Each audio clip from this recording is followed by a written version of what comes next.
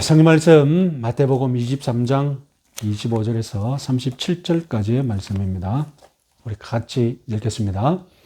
화 있을진저 외식하는 서기관들과 바리새인들이여, 잔과 대접의 겉은 깨끗이 하되 그 안에는 탐욕과 방탕으로 가득하게 하는도다. 눈먼 바리새인이여, 너는 먼저 안을 깨끗이 하라. 그리하면 겉도 깨끗하리라. 화 있을진저 외식하는 서기관들과 바리새인들이여, 회칠한 무덤 같으니 겉으로는 아름답게 보이나 그 안에는 죽은 사람의 뼈와 모든 더러운 것이 가득하도다. 이와 같이 너희도 겉으로는 사람에게 옳게 보이되 안으로는 외식과 불법이 가득하도다. 화 있을진저 외식하는 서기관들과 바리새인들이여, 너희는 선지자들의 무덤을 만들고 의인들의 비석을 꾸미며 이르되, 만일 우리가 조상 때에 있었더라면 우리는 그들이 선지자들의 피를 흘리는데 참여하지 아니하였으리라 하니, 그러면 너희가 선지자를 죽인 자의 자손임을 스스로 증명함이로다. 너희가 너희 조상의 분량을 채우라. 뱀들아, 독사의 새끼들아, 너희가 어떻게 지옥의 판결을 피하겠느냐.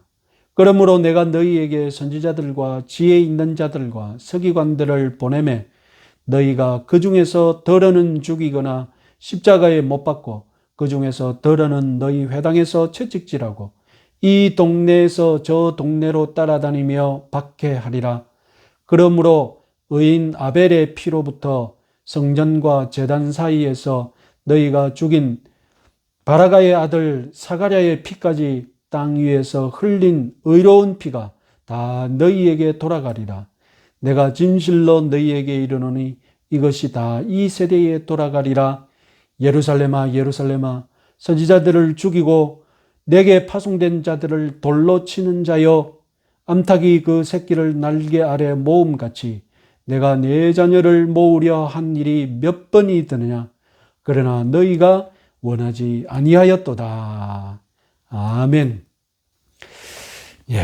예수님은 지금 구약의 선지자처럼 지금 이스라엘을 향해서 7가지 화를 선언하고 계시죠.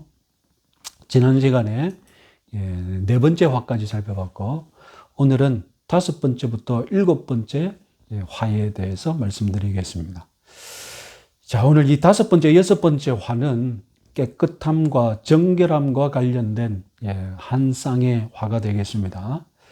5번째 화는 겉만 깨끗하고 속은 더럽기 때문에 당하는 화입니다. 자, 유대인들은 이 불결에 관한 엄격한 규정들을 가지고 있지 않습니까? 사람들의 몸만 아니라 심지어는 그릇까지도 정결법을 적용하고자 했습니다. 그래서 랍비들은 이런 질문을 했습니다. 만약에 부정한 물방울이 잔의 바깥쪽에 튀었다면, 그릇에 이 바깥에 부정한 물방울이 묻었다면 잔의 안쪽에 있는 것은 어떻게 되겠느냐. 물방울이 붙어서 부정해졌는데 안쪽까지 부정해지느냐 마느냐, 이런 질문을 던졌습니다. 이 질문에 어떻게 답하느냐. 샴마의 학파는 원래 바깥 묻은 그 방울이 안쪽마저 더럽기 때문에 그릇의 밖뿐만 아니라 안쪽까지 모두 깨끗하게 닦아야 한다. 그릇뿐만 아니라 사용하기 전에 손도 깨끗하게 씻어야 한다는 건 기본이고, 이와 다르게 힐렐 학파는 원래부터 잔의 바깥쪽은 이 더러운 세상과 맞닿아 있었다. 그러니까 물방울 하나 띄었다고 뭐 특별하게 변화되는 것은 없다. 안은 변함없이 정결하다. 그러니 그냥 물에 잠궈서 그릇 바깥쪽만 닦으면 된다. 뭐 이렇게 가르쳤던 것입니다. 그럼 지금 25절에서 예수님이 이 지금 그릇을 씻는 것과 관련해서 어느 한쪽의 입장을 지금 서서 편들고 계시는 것 같습니까? 아닙니다. 예수님은 이 그릇과 관련해서 더 깊은 차원의 말씀을 하십니다. 예수님은 다름이 아니라 잔의 안과 밖, 그것은 다름 아니라 사람의 안과 밖과 똑같다는 것입니다. 잔의 속은 사람의 마음입니다. 바리새파는 이 정결법의 정신을 보지 못하고 문자에만 치중했죠. 그래서 보이는 것에만 관심을 가졌습니다. 자기들의 마음을 깨끗하게 유지하는 일에는 관심이 없었습니다. 그래서 마음에는 탐욕과 방탕이 가득했지만 겉으로는 정결법을 지키면서 깨끗하다고 인정해주고 인정받았던 것입니다. 그 옛날 이 바리새파만의 문제가 아닙니다. 오늘날 우리들도 실제의 내 속사람보다 나를 겉으로 더 좋은 사람으로 포장하길 잘합니다. 내 마음의 더러움을 감추고 내 겉모습은 깨끗하게 포장하기를 우리 모두 다 그렇게 잘하기를 타고난 사람들입니다. 그래서 이런 일이 자주 반복되다 보면 원래 내 속을 감추고 포장한 내 모습, 그것을 진짜 내 모습으로 착각하기도 합니다. 스스로에게 속아 넘어가는 것이죠. 이렇게 사람의 눈을 속일 수는 있지만 사람의 중심을 보시는 하나님 앞에서는 우리 마음의 더러움이 그대로 드러날 수밖에 없음을 여러분 각성하시기 바랍니다. 예수님은 이미 산상설교에서 마음이 정결한 자가 하나님을 볼 수 있는 복을 누린다고 설교하셨지 않습니까? 이 말씀은 곧 하나님이 먼저 마음이 정결한 자에게 자신을 보여준다는 뜻이 되기도 합니다. 결국 마음이 정결한 자, 마음이 깨끗하지 못한 자는 하나님을 볼 수 없는데도 불구하고 자기가 보았다는 착각에 빠져 있는 겁니다. 나는 마음이 정결하니 스스로 속고 있고, 그래서 이 정결한 마음으로 나는 하나님과 잘 지내고 있다는 착각에 빠지는 것입니다. 오늘 말씀, 눈먼 바리새인이여 너는 먼저 안을 깨끗이 하라. 그리하면 겉도 깨끗하리라. 예수님이 이 땅에 오신 목적이 무엇입니까? 우리의 겉만 깨끗하게 하는 것이 아니라 우리의 속을 깨끗하게 하기 위해서, 우리 마음의 주인이 되어서 우리 마음부터 깨끗해지는 이런 영적인 혁명을 일으키기 위해 이 땅에 오신 줄 믿으시기 바랍니다. 저와 여러분 마음에 혁명이 시작되었습니다. 예수님은 우리의 마음을 깨끗하게 하시는 분이신 줄 믿으시기 바랍니다. 그리하여서 이 마음에부터 일어나는 이 깨끗함이 우리의 겉도 깨끗하게 만드실 줄 믿으시기 바랍니다. 자, 6번째 화는 겉으로는 깨끗하나 속은 무덤처럼 부패했기 때문에 당하는 화입니다. 앞서 5번째 화에서는 사람을 무엇에 비유했습니까? 그릇에 비유했죠. 6번째 화에서는 사람을 무엇에 비유합니까? 다름 아니라 회칠한 무덤에 비유합니다. 유대인들이 자기가 부정을 덧입게 되는 가장 결정적인 것이 무엇이냐? 그것은 다름이 아니라 시체를 만졌거나 시체와 관련된, 죽음과 관련된 것을 내가 접촉했을 때 이 죽음의 부정이 자기를 더럽힌다고 가장 신경 쓰고 가장 두려워했습니다. 그래서 시신과 관련돼서 부정된 사람은 일주일간 부정하기 때문에 공동체로부터 떨어져 격리 생활을 해야 했습니다. 바리새인들은 시체나 무덤에 그림자만 닿아도 부정해진다, 이렇게 믿고 있을 정도였습니다. 그래서 1년에 한 번 유월절 전에 무덤이나 납골당에 이 석회칠을, 하얗게 석회칠을 해놓습니다. 그러면 쉽게 눈에 띄지 않습니까? 그러니까 석회칠, 그 석회색도 마치 뼈 색깔 같지 않습니까? 그러니까 무덤 주변에 온통 그 뼈 색깔 같은 석회칠을 해놓으면 멀리서도 저것은 무덤이구나, 가까이 가면 안 되겠네, 피해가는 것이죠. 6월절 가까이 오면 엄청난 순례자들이 몰려오지 않습니까? 순례자들은 무덤이 어디 있는지 잘 모르거든요. 그래서 얼떨결에 이 무덤에 접촉해서 부정하게 되는 일이 없도록 예루살렘 주변 온 무덤에 이 회칠을 해놓는 것입니다. 예수님과 제자들 지금 6월절을 지키러 예루살렘에 오는 동안 올라오면서 회칠한 무덤을 보았을 것입니다. 피해갔겠죠. 하얀 무덤을 지나가면서, 하얀 무덤을 피해가면서 나는 지금 정결하다. 나는 더럽히지 않았다. 나는 깨끗하다. 이런 마음을 느꼈겠죠? 그러나 예수님이 하시고자 하는 말씀이 무엇입니까? 너희들이 겉으로는 하얗지만, 겉으로는 깨끗하지만, 속에서는 시체가 썩어가고 있고 악취를 풍기고 있는 그 무덤 같은 존재가 다름 아니라 너희들 자신이다. 오늘날에도 많은 사람들이 외적인 경건을 추구하지만 자기 속 사람의 정결함에 대해서는 그렇게 신경 쓰지 않는 것 같습니다. 교회에 올 때 저와 여러분 모두 깨끗한 의상, 구두를 신고 그리고 머리도 신경 쓰고 화장도 하고, 그러나 그 내 마음에 있는 이 죄와 열매가 가득하여서 썩어져가고 있는 이 내 마음에 얼마나 관심을 가지고 있습니까? 내 속에 뭐가 있는지, 내 속에 무엇이 지금 나를 더럽게 만들고 있는지, 내 속에 무엇이 지금 나를 움직이고 있는지 여러분 성찰할 수 있어야 합니다. 내 속에 있는 이 더러운 것들을 날마다 씻어버리려는 그런 성찰의 능력이 있어야 합니다. 바로 그 성찰의 능력을 우리들에게 주시기 위해 우리 주님이 우리 안에 들어오셔서 우리 마음의 혁명을 일으키시는 것 아닙니까? 저와 여러분 마음 안에 성령님께서 마음의 혁명을 일으키시는 계심을 믿으시기 바랍니다. 그래서 우리는 내 속을 들여다보고 내 속을 성찰할 능력과 자질이 있습니다. 내 속은 얼마나 깨끗한 것으로 여러분 가득 차 있는지 볼 수 있어야 합니다. 하나님이 보시기에 정말로 저와 여러분 마음이 깨끗해져 가고 있습니까? 하나님이 사용하시는 그릇, 깨끗한 그릇입니다.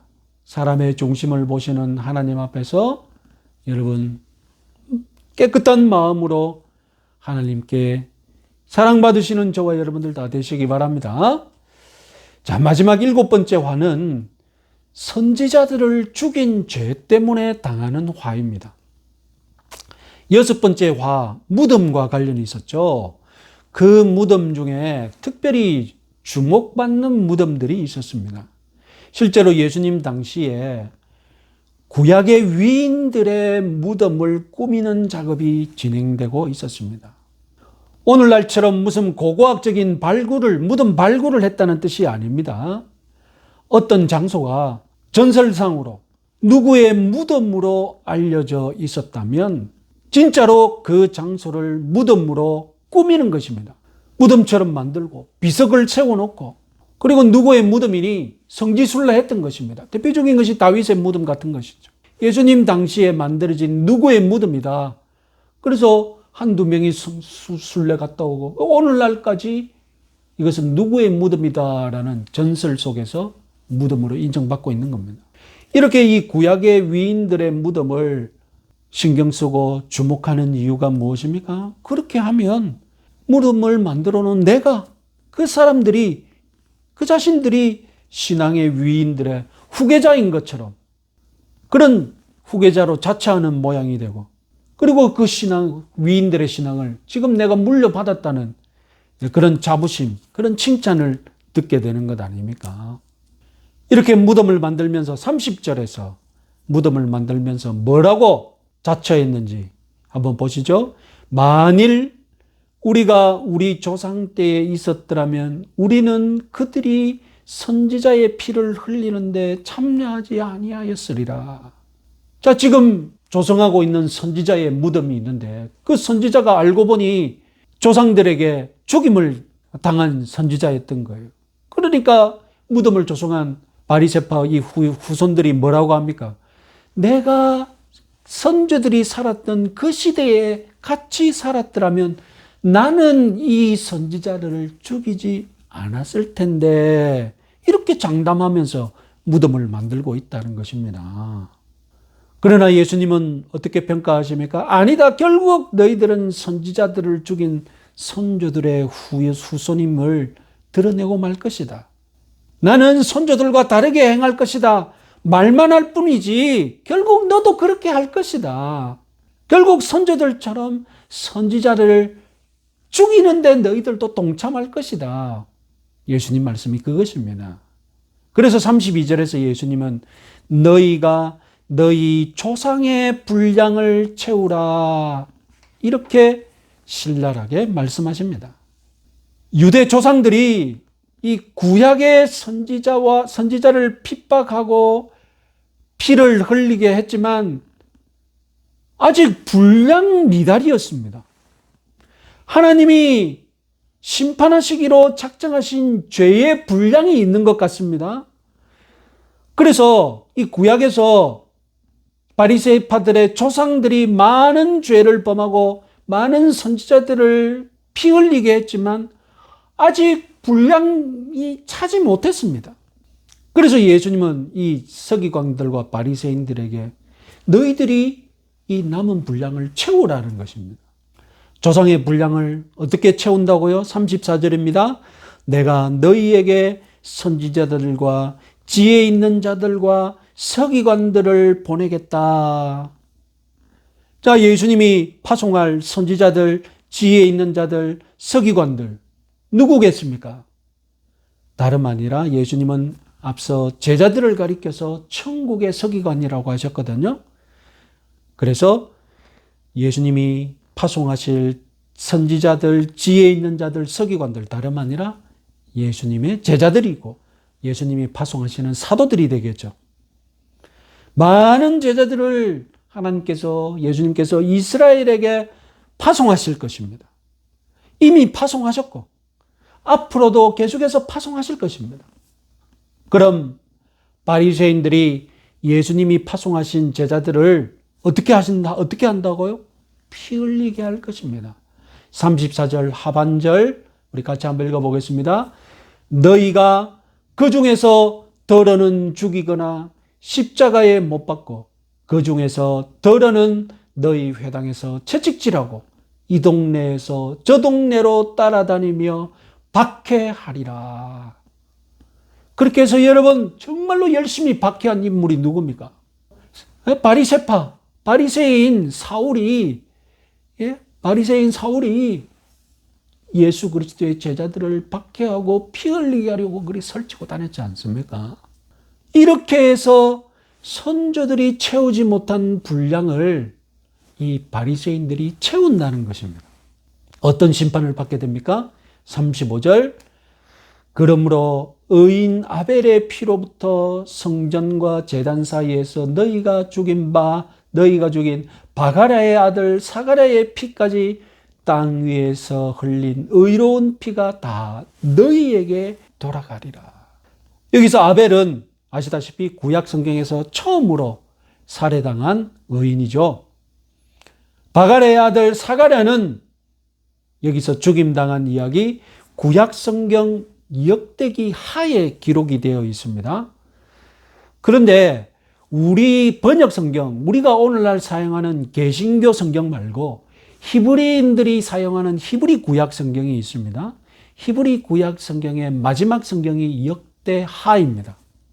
그러니까 아벨은 히브리인들이 읽는 성경에서 처음으로 죽임당한 순교자고 사가랴 선지자는 어떻게 됩니까? 마지막으로 순교당한 선지자가 되는 것이죠. 그러니까 예수님이 아벨과 사가랴를 언급하신 이유는 오늘날 A부터 Z까지라는 말이 있죠. 예? 처음부터 끝까지 구약 성경에서 죽임당한 순교당한 선지자들 의인들을 처음부터 끝까지를 의미하는 것입니다. 자, 구약 성경에서 첫 번째 순교당한 의인부터 마지막 순교당한 의인까지 모든 죽음의 책임을 이제 누구가 지게 된다고요? 바리새인들 너희들이 지게 될 것이다.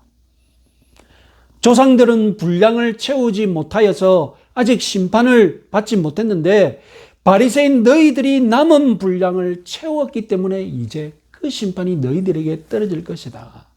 여러분, 이런 심판이 어떻게 느껴지십니까? 자, 과연 바리새파가 이런 7가지 화를 당하는 것, 그리고 조상들의 죄까지 바리새파들이 다 당하는 것, 이 공평한 것 같습니까? 바리새파가 아무리 나빠도 바리새파는 구약의 선지자 한 명도 죽이지 않았습니다.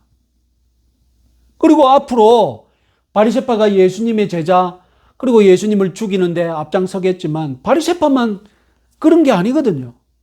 그런데 구약의 모든 선지자들의 피까지 바리새파가 다 책임져야 한다고요? 그리고 앞으로 순교당할 그들의 제자들의 피까지도 바리새파만 책임지라고요? 좀 이상하지 않습니까? 불공평한 것 같지 않습니까? 지금 예수님이 말씀하시는 것은 대표의 원리 하에서 이해해야 합니다. 7가지 화를 당하는 이 화가 바리새파에게만 내려지는 것, 그것은 부당하게 죄책을 지우는 것 같아 보이지만 사실상 대표의 원리상 그렇게 하는 것입니다. 자, 예수님은 구약의 모든 의인과 선지자들의 대표십니다. 그래서 아벨에서 스가랴에 이르는 구약 선지자들의 죽음, 그 죽음을 예수님의 죽음이 대표하십니다. 바리새파는 누구의 대표입니까? 바리새파는 이스라엘 민족의 대표입니다. 이스라엘 민족 전체가 예수 그리스도께 불순종한 것을 바리새파의 불순종이 대표하고 있습니다. 그래서 선지자의 대표이신 예수님을 죽인 이 불신앙의 형벌, 누가 대표로 받는다는 것입니까? 다름 아니라 바리새파가 대표로 받습니다. 대표로 받으니까 그 효력은 나머지 모든 사람들에게 그대로 미칩니다. 대표만 받는다고 바리새파만 당하는 것이 아닙니다. 36절 읽어보겠습니다. 내가 진실로 너희에게 이르노니 이것이 다 이 세대에 돌아가리라. 여기서 세대가 누구인지 학자들은 다툴 수 있지만 여러분, 최소한 우리가 여기서 세대가 누구인지 최소한 우리가 확신할 수 있는 것은 무엇입니까? 바리새파가 대표하고 있는 그 불신앙의 세대, 예수님을 믿지 않는 그 불신앙의 세대가 바리새파가 화를 당하니까 이제 다음에는 누구 차례라고요? 그 세대가, 바리새파가 대표하고 있는 그 세대도 같이 화를 당한다는 것 아닙니까? 지금까지 바리새인들과 서기관들에게 7개의 화를 선포하신 예수님, 지금부터 화를 확대하십니다. 지금까지는 마치 바리새파만 화를 당할 것처럼 얘기하셨지만 이제 누가 그 화가 어떻게 확대됩니까? 세대 전체로 확대됩니다. 불신앙의 이스라엘 세대가 바리새파의 화를 같이 당할 것입니다. 이렇게 화를 당할 대상이 바리새뿐만 아니라 당시 모든 세대로 확대되고, 그리고 이 7화 선언이 끝나자마자 37절부터는 이제 예루살렘 심판에 대해서 연속해서 선언하십니다. 바리새파만 심판받는 것이 아니라, 바리새파의 집만 심판받는 것이 아니라 예루살렘 전체가 다 심판받을 것이라는 것입니다. 서기관들과 바리새인들이 이스라엘 민족 전체의 대표로 화를 당하듯이 예루살렘은 이제 이스라엘 땅 전체를 대표해서 심판받아 멸망당할 것입니다. 그리고 예루살렘에 대한 심판, 예수님은 24절 한 장 전체를 할애해서 자세히 예언할 것입니다. 그래서 24장 강의할 때 더 자세히 말씀드리도록 하겠습니다. 자, 오늘 말씀에서 저와 여러분들에게 이 조상의 분량을 채우라, 이 말씀에 대해서 좀 더 깊이 한번 생각해 보겠습니다. 조상의 분량, 다름 아니라 죄의 분량이죠. 죄의 분량을 채운다는 뜻입니다. 구약에서 죄의 분량을 채운다, 이런 이 개념에 대해서 이미 여러 번 구약 성경은 사용하고 있습니다. 대표적인 것 창세기 25장 16절 말씀 우리 같이 한번 읽어보겠습니다. 내 자손은 4대 만에 이 땅으로 돌아오리니 이는 아모리 족속의 죄악이 아직 가득 차지 아니함이니라 하시더라. 아모리 족속의 죄악이 아직 가득 차지 않았다. 이런 표현을 지금 사용하셨지 않습니까? 그러면 죄의 분량을 채운다는 이 표현, 이것은 정말로 문자적으로 그대로 우리가 받아들여야 할까요? 죄의 분량을 채운다는 사실을 문자 그대로 우리가 받아들이면, 예를 들면 순교당한 의인 100명이 딱 분량인데, 의인이 100명 당해야 할 그 분량이 딱 정해져 있는데 99명까지 순교당하니까 아직 분량이 차지 않았다, 이런 뜻이 되지 않겠습니까? 그러니까 아무리 극악한 죄를 지어도 만약에 의인 100명 당하는 것까지 딱 분량을 정해졌다면 99명까지 의인이 죽는 것은 분량이 차지 않았다는 것이기 때문에 심판받지 않는다는 뜻이 된다는 말입니다. 저는 죄의 분량이 과연 문자 그대로 이런 뜻인 것은 아니지 않을까 생각해 봅니다. 그러면 죄의 분량을 채운다는 말은 무엇을 뜻할까요? 왜 하나님은 죄의 분량을 채운다 이렇게 표현하셨을까요? 저는 이것이 굉장히 문학적인 표현이라고 생각합니다. 첫 번째로 이 분량을 채운다는 표현은 먼저 하나님의 인내심을 강조하는 표현입니다. 하나님께서 참으시고 또 참으셨다는 뜻입니다. 그러니까 죄의 분량을 채운다는 말은 거꾸로 하나님의 인내를 소진한다는 뜻입니다. 하나님이 참으시면 어떤 엄청난 그런 인내심의 분량이 있는데 이 인내를 자꾸 소진해 간다는 그런 뜻도 된다는 말씀이죠. 그리고 분량을 넘치도록 채운다. 이 표현. 결국 문학적으로 강조하는 것은 하나님께서 참으실 만큼 참았으니 이제 하나님께서 심판하셔도 누구도 원망 못한다는 뜻이 되겠죠. 여러분, 죄를 지을 때마다 하나님이 손을 들어 심판하시면 더 좋을 텐데 왜 하나님은 분량이 찰 때까지 기다리실까요? 그것은 죄인에게 회개의 기회를 주기 위함입니다. 혹시라도 하나님이 용서의 기회를 주지 않고 너무 조급하게 심판하셨다고 사람들이 원망할 수 있으니까 회개의 기회를 주시려고 인내의 분량이 찰 때까지 하나님께서 참으시는 것입니다. 둘째로 죄의 분량이 넘치면 심판하신다. 이 표현, 이것은 곧 하나님의 심판이 완전 무결하다는 뜻이 됩니다. 하나님께서 심판을 내리시면 그건 돌이킬 수 없고 멈출 수 없는 두려운 심판입니다. 사람이 내리는 심판에는 흠이 있을 수 있습니다.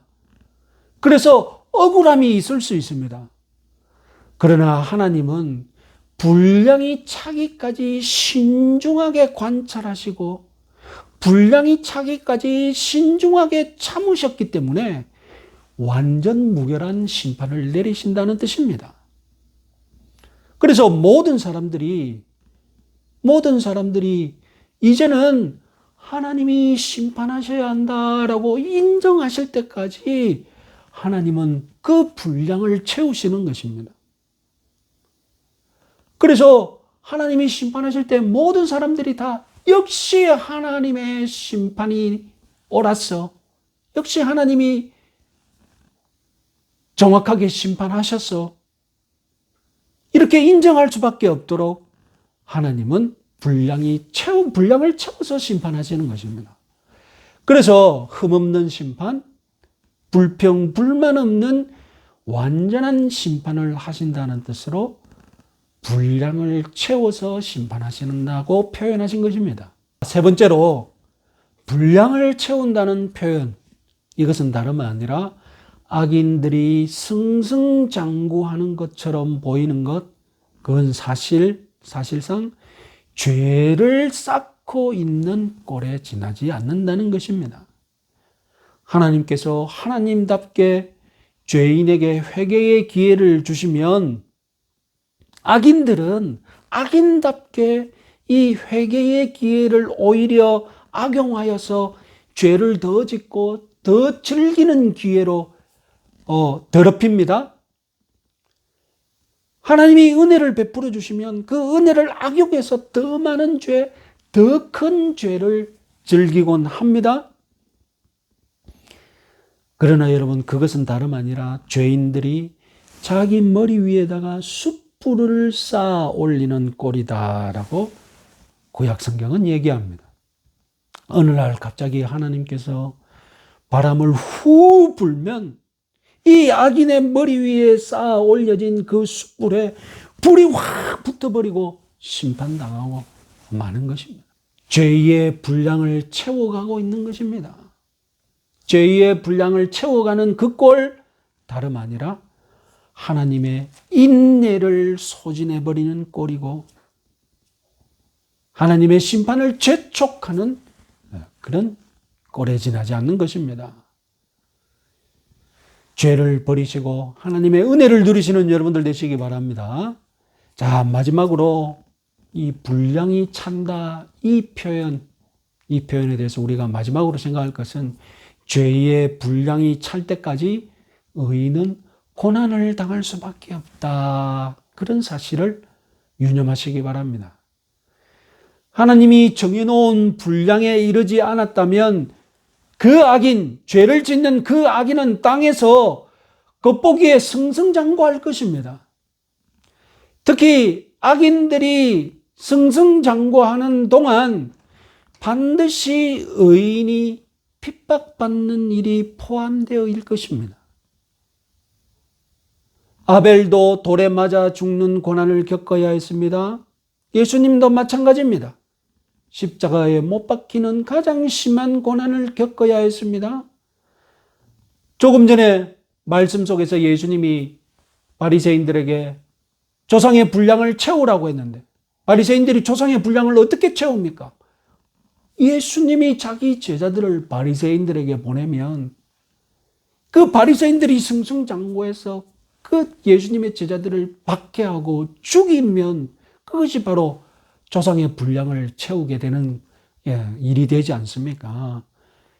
결국 예수님의 제자들은 고난을 받는 겁니다. 분량을 채우는 동안 예수님의 제자들은 고난을 받아야 하는 거예요. 악한 자들이 성도를 짓밟았음에도 불구하고 하나님께서 용서해 주시고 그들에게 회개의 기회를 준다는 것, 그건 다름 아니라 그 모든 고난을 성도들이 당하도록 하나님이 허락하시는 일밖에 되지 않는 것이죠. 악인들이 회개할 기회를 얻는다? 악인들이 회개할 기회를 얻는다? 그러면 성도들이 고난을 받는 시간이 연장되는 거잖아요. 하나님이 그냥 그 자리에서 심판해버리면 성도들의 고난도 끝나겠죠. 그런데 하나님이 악인에게 회개할 기회를 주신다? 그러면 그것은 고난당하는 성도들에게 조금 더 참아라, 조금 더 고난을 당해야 한다, 그 뜻이 되지 않겠습니까? 결국 여러분, 이웃사랑, 원수사랑, 그것은 무엇으로 표현되는 것입니까? 내가 원수를 사랑한다고 할 때 도대체 내가 지불해야 할 비용이 무엇이겠습니까? 나를 박해할 그 원수가 하나님에게는 회개의 기회, 회개의 비용, 회개의 시간을 받는다면 내가 원수 사랑하기 위해서 내가 감당할 비용은 무엇입니까? 계속해서 고난당하는 것이죠.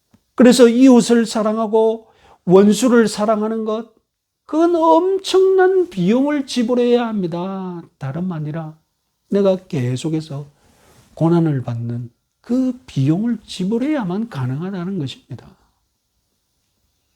이렇게 성도는 고난과 박해를 참는 것으로 이웃사랑, 원수사랑의 비용을 지불하면서 이 세상에서 또 유혹과 의심 속에서 살아갑니다. 그 대표적인 것이 무엇입니까? 하나님이 공의로우신 분이신가? 하나님은 살아서 나를 지켜 보호하시는가? 내가 고난 나갈 때 하나님이 악인들에게 회개의 기회, 회개의 시간을 주시면 그만큼 나는 고난을 더 당해야 되는데 그 고난을 당할 동안 나는 어떤 마음이 듭니까? 과연 하나님이 살아계셔서 과연 하나님은 정의로우신 분이실까? 하나님이 섭리하시는 것을 보면 답답해요. 답답해. 그냥 한 방에 다 정리해 주시면 좋겠는데 하나님은 계속해서 회개의 기회를 주시고 답답해 죽겠어요. 내가 고난당하는 거 생각하면 이 일이 풀리지 않고 계속 지연되는 거 보면 답답해 죽겠다니까요. 하나님이 존재하지 않는 것 같아. 하나님이 나를 그냥 버려두시는 것 같아. 하필이면 왜 이 고난을 내가 다 뒤집어 써야 되는지 미치고 팔짝 뛸 일이죠. 신앙생활 할 맛도 안 나고 그냥 무기력해지는 거예요. 하나님이 분량이 찰 때까지 기다리신다면 우리도 분량이 찰 때까지 기다려야 합니다. 인내해야 합니다. 하나님의 뜻을 안다? 하나님과 동행한다? 무슨 뜻입니까? 몇 날 몇 시에 하나님께서 축복하실 것을 알고 알아서 우리가 하나님 믿고 확신 가운데 사는 것입니까? 아닙니다. 그런 것 아닙니다. 우리는 아무것도 모릅니다.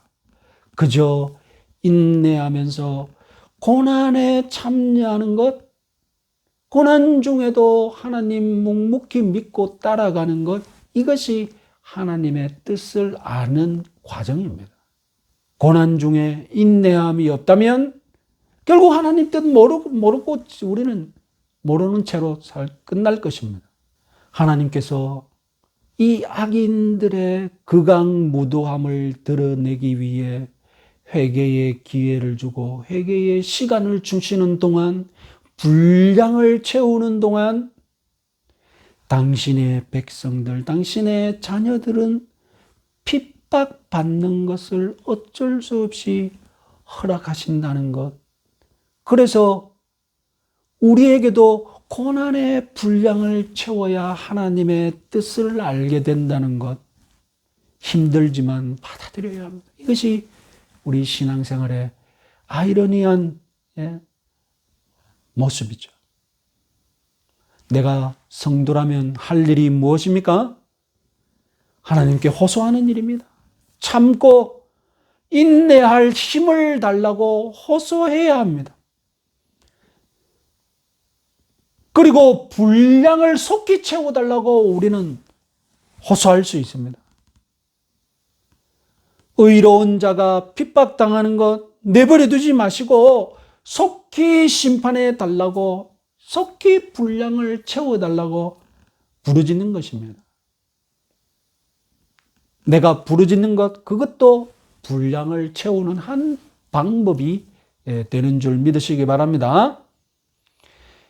우리가 의인들이 당하는 고난, 그것이 바로 하나님이 심판하실 증거가 채워지는 것이고 분량이 채워지는 것입니다.